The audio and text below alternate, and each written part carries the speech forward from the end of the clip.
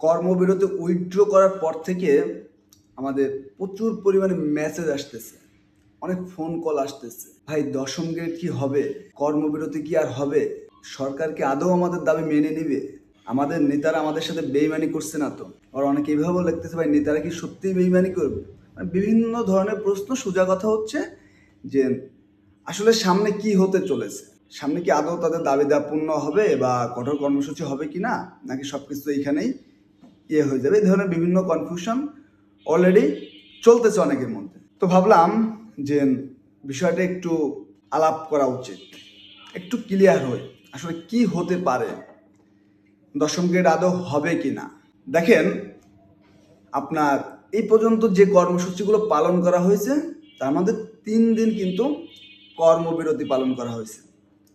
এখন এই যে কর্মবিরতি 3 দিন পালন করার পরে কিন্তু যে যারা সরকারে যারা আছে, দায়িত্বপ্রাপ্ত ব্যক্তিবর্গ যারা আছে, তারা কিন্তু মোটামুটি একটু নড়ে চড়ে বসছিল। বসার পরে তারা কি করলো, আমাদের যারা নেতৃবৃন্দ ছিল তাদেরকে ডাকলো, তাদের সাথে একসাথে বসলো। খুব ভালো কথা। বসার পরে তারা নেতৃবৃন্দরা যেটা আমাদেরকে বলছে, অনলাইনের মাধ্যমে আমরা যেটা জানতে পারছি, সেটাই আমি এখানে আলোচনা করতেছি। সেন্ট্রাল থেকে বলা হলো যে, সরকার থেকে বলা হয়েছে যে তারা একটু সময় চেয়েছে, একটু সময়ের মধ্যে তারা এই যে আমাদের দাবি দেওয়াগুলো মেনে নেবে, এবং এই সময়ে যেন আমরা তাদেরকে যেন একটু সময় দিই, এবং এই সময়ের মধ্যে যেন আমরা কোনো কর্মবিরতি না দিই। কারণ অ্যাকচুয়ালভাবে তো জনগণের অনেক ভোগান্তি হয়, এটা তো আসলে কেউই চায় না। আমাদের মেডিকেল টেকনোলজিস্ট, ফার্মাসিস্ট তারাও চায় না, আর সরকার হয়তো চায়, হ্যাঁ, জনপ্রশাসন মন্ত্রণালয়, স্বাস্থ্য মন্ত্রণালয় এরা হয়তো চায়, ঠিক আছে, কিন্তু লোক দেখানোর জন্য হয়তো অফিসিয়ালি বলে, হ্যাঁ, নয়তো দাবি বাস্তবায়ন হয়ে যেত। তো তারা বললো, তারপর তারা উইথড্র করলো, এবং এটা একটা যে নেতৃবৃন্দ যারা, তাদের একটা গুড একটা ডিসিশন, যেভাবেই হোক না কেন, পরে কি হবে এটা পরের আলাপ, কিন্তু এই পর্যন্ত খুবই গুড ডিসিশন। তারা তাদেরকে সময় দিয়েছে। সময় দেওয়ার পরে এখন তারা যে লিফলেট বিতরণ, বিভিন্ন ধরনের অ্যাওয়ারনেসমূলক কর্মসূচি তারা মানে পালন করতেছে। খুবই ভালো, কারণ সরকারকে তো আমাদের সময় দিতে হবে, যেহেতু সরকার চেয়েছে। এটা মুভমেন্টের একটা পলিসি বলা যেতে পারে। খুবই ভালো কথা। এখন এখানে পয়েন্ট হচ্ছে 2টা। নাম্বার 1, সেন্ট্রাল নেতৃবৃন্দ যদি সরকারের সাথে নেগোসিয়েশন করে থাকে কোনোভাবে, দেন দরবার যদি হয়ে থাকে, ডক্টর নেতাদের সাথে যদি নেগোসিয়েশন হয়ে থাকে, তাহলে এই আন্দোলন আর সামনে আগাবে না। কোনো অপশন নাই। কি হবে? কোনো না কোনো একটা এক্সকিউজ হবে, সামনে হয়তো আর একটু সময় নেবে, তারপর হয়তো নির্বাচনের তফসিল ঘোষণা করবে, কোনো না কোনো একটা এক্সকিউজ দিয়ে এটা এই আন্দোলনটা এখানে স্টপ। আমি আপনাদের ক্লিয়ার কি বলে দিলাম, যদি ডক্টর নেতৃবৃন্দ এবং যে মন্ত্রণালয়ের যা দায়িত্বপ্রাপ্ত আছে তাদের সাথে যদি আমাদের নেতৃবৃন্দ যদি নেগোসিয়েশন করে, এই আন্দোলন কোনোভাবেই আর আগাবে না। ঢিলে ঢালাভাবে এইভাবে আস্তে আস্তে করতে করতে নিভে যাবে। এটা হচ্ছে 1 নাম্বার গেল। নাম্বার 2, আমাদের নেতৃবৃন্দরা যদি সরকার বলেন, ডক্টর নেতা বলেন, কারো সাথে যদি কোনো প্রকার কম্প্রোমাইজ না করে, শুধু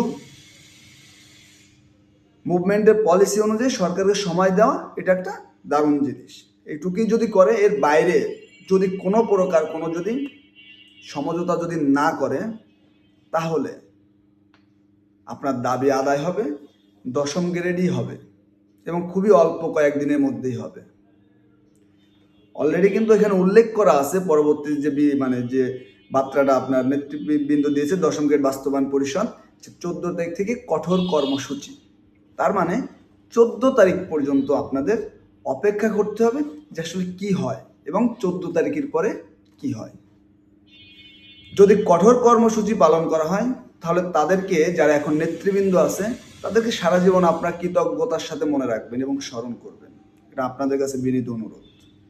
কারণ বাংলাদেশের ইতিহাসে, টেকনোলজির ইতিহাসে যারা কেউ কখনো পায়নি, তাদের নেতৃত্বে হয়েছে, এবং এটি ফিনিশিংটা যদি ভালো আসে, তাদেরকে সারা জীবন এই জাতি কৃতজ্ঞতার সাথে স্মরণ করবে। আর যদি দেখেন যে সমঝোতার মাধ্যমে হয়েছে, এটা 14 তারিখের পরে আপনারা বুঝতে পারবেন, তাহলে আর কিছু করার নেই।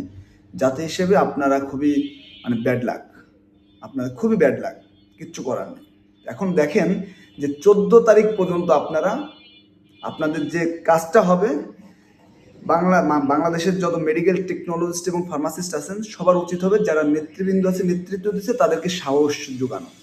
আপনার এমনভাবে কথা বলা উচিত যে ভাই আপনাদের পাশে আছে, আপনাদের যদি কোনো ক্ষতি করে সরকার বা প্রশাসন, আমরা সবাই মাঠে নামবো।